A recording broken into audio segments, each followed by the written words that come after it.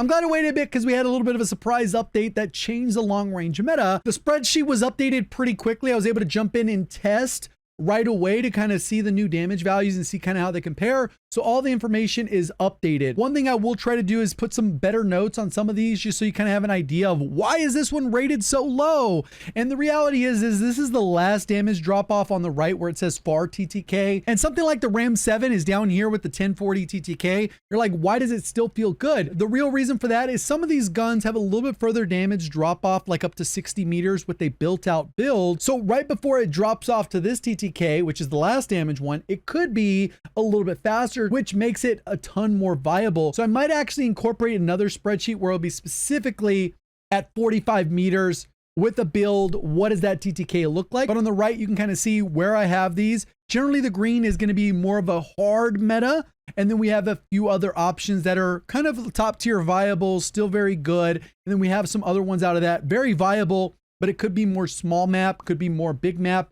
It could be if you're playing solos. There's a lot of variables that go into it, and that's kind of what I factored into this. A couple options, I'll kind of speed through these because like I said, these are viable, but maybe not necessarily the biggest meta options. We have the LSW, which is pretty good, low recoil, decent. All the LMGs are kind of in a good spot unless they're MWIII guns, and even those are okay generally. But right here we have the LSW. Not a ton of recoil. We've kind of modified it a little bit. If you want a slate reflector, I'm personally a fan of the NIDAR for all of my medium range builds. So whereas the Choreo would have been nice before, I'm enjoying much rather having on the NIDAR, especially since most of my playtime is on Resurgence, which are generally a lot smaller maps. So that's that one, and we'll go ahead and jump into the Holger. Some of the builds will be suppressed, some won't. What's nice about the current options we have for meta builds is that you could swap out a ton of different options. But we can kind of come up and kind of see how that looks. I'm not really a big fan of this one. I think it has low recoil, super easy to use. As you can see, it's pretty accurate, even though the 3 plates aren't always an accurate representation of what it's going to feel like in game.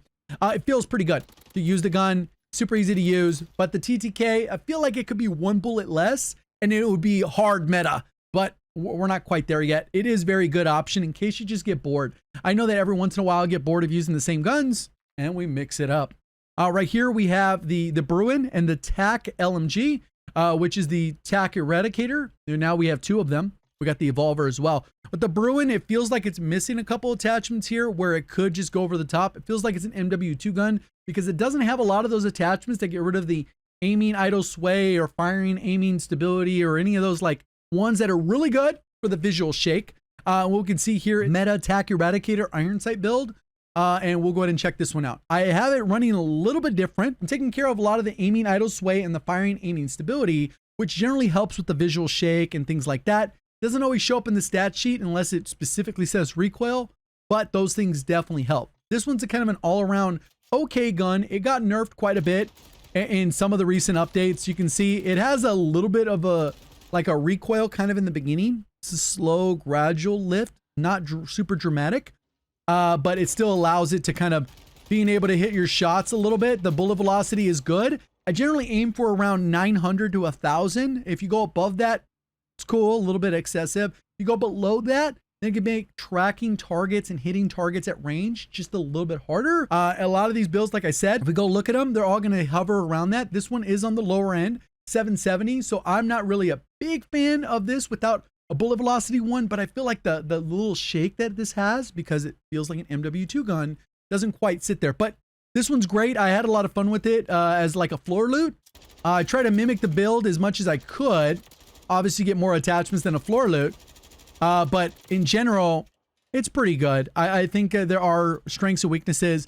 And this is more if like you're just bored with using the top tier viable and meta options. Like I said, I wouldn't spend too much time on those, but those are just good options. This is like, gives you kind of a window in. If like, let's say tomorrow, we just get a nerf on the MTZ 762 or the new TAC Evolver. Let's say you just get nerfed. People would go, what is the meta? Well, then you just kind of move down the list and these are options. If nothing else gets touched, that's kind of where the meta would shift. And it just gives you kind of a general idea of that. Doesn't mean that these are absolute best of the best, because there's really only 1, 2, maybe even 3 of those at a time. this gives you a little bit of a window into that, depending on your skill level, what map you're playing, and all the other variables. Then we got the brand new BP50 and the Pulemyot. The Pulemyot has gotten nerfed multiple times, but it's still pretty good in terms of long range damage output with the 100 round. And I think the BP50 is very solid. It's probably better as a sniper support. I think it could really benefit from having a little bit of a larger mag, but it is kind of what it is. It still kills pretty solid. If we go ahead and look at the Pulemyot, we can kind of see it here. Pretty straightforward build that we've kind of had for a while. It's nice that they did fix the ADS problem that they were having with LMGs. You can see this thing will not move. Pretty straightforward, easy to line up shots.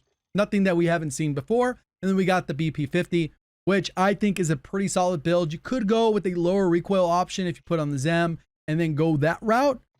Overall, I do like this one. I think this one could benefit from using a NIDAR as well. It does have the fast fire rate, so it's forgiving. You just burn through bullets so fast. If you miss, you're gonna get stuck reloading. So you can kind of see, not too bad there. It just very solid gun.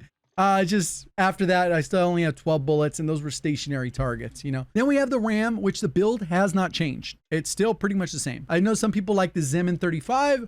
It helps with a little bit more like visual climb as the gun can do. But overall, I mean, it's a pretty good solid option still. Like I said, the target, the range is up to about like 65 meters. As you can see here, it goes 64.7 on the minimum damage range, which means that's when it has its furthest drop off. So before 65 meters, you're going to have a TTK faster than the one that is on my TTK bar.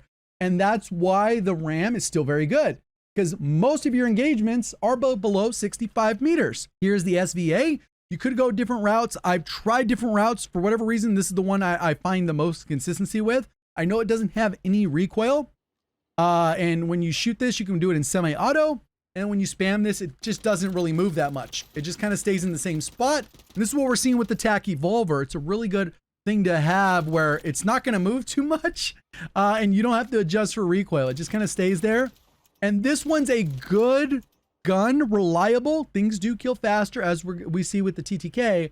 But what separates it is you can reliably hit your shots at a decent range without much missing. So we actually have two different options here for the highest two builds that we'll be talking about. We have the 7.62. I do have the 40 round mag on there. It's still bugged. I saved it as a blueprint, so I still have it. I literally load in with the 40 round mag. You can't do it anymore, so you're kind of stuck with the 30 round mag. I think that is the biggest weakness of this gun. When you get into trios and quads, it can be a little bit challenging, especially if you don't have something like sleight of hand to help you out, which isn't the best, but it does help just a little bit. And this is kind of how I would build it out. I know you could also try this close quarter stock, which helps with the recoil control and gun kick, but I like removing some more of those visuals with firing, aiming stability, and aiming idle sway. Both of these are good.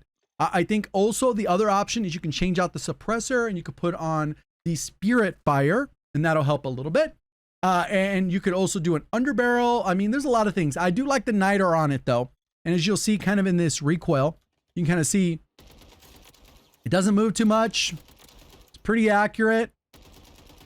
And even at the furthest range, we're still hitting all targets, and it says around 60% accuracy. And then we got the new TAC Evolver, which kills pretty fast. The 5.56 version kills a little bit faster. That's probably more for SMG sniper support build. We won't focus on that one today. We're going to focus mainly on the long range. And there's a few different ways you can build this.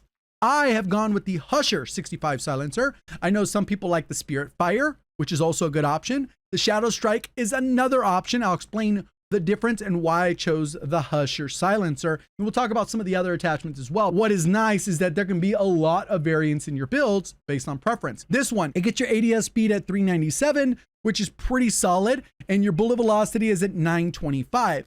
You go with the Spirit Fire. This will slow it down quite a bit at 451 ADS speed, which is a little bit slower. I know it's behind my camera, but 450, it's 50 milliseconds slower, 52. And then the range and bullet velocity are right there. And then the Husher is kind of like a halfway between those. So I get a 431 aim down sight, which is still 20 milliseconds faster than the Spirit Fire. I still get the bullet velocity, and the effective range is marginal, like 5 meters. Most of the time I'm gonna be charging. So it really depends. I think both are really good in terms of these suppressors. And then if you want none, and you can just go that route. And then we go with the high grain. versus a barrel, because we're not losing at 80 ADS speed. We are getting the effective range and bullet velocity, which is nice. And then we also have the stock. So this stock is the one that's helping with the firing idle sway and firing aiming stability. Because this thing doesn't really have any recoil, you don't really need to solve for recoil in that sense. So when we go ahead and use this thing, we can go ahead and fire it and not let go of the trigger. And you will see that it pretty much stays mostly in the same spot. You can see I'm not adjusting for recoil. It's just to the left of the head. If I was actually trying to stay on target, you would see it continue to stay on target. And that's the nice thing with a gun like this, where it's a super low skill gun, little to no recoil on a gun, and it's essentially skillless. Let me know, what are your thoughts of the gun? Have you tried it for yourself? Appreciate all the support. Thank you for watching as always. Have a great day.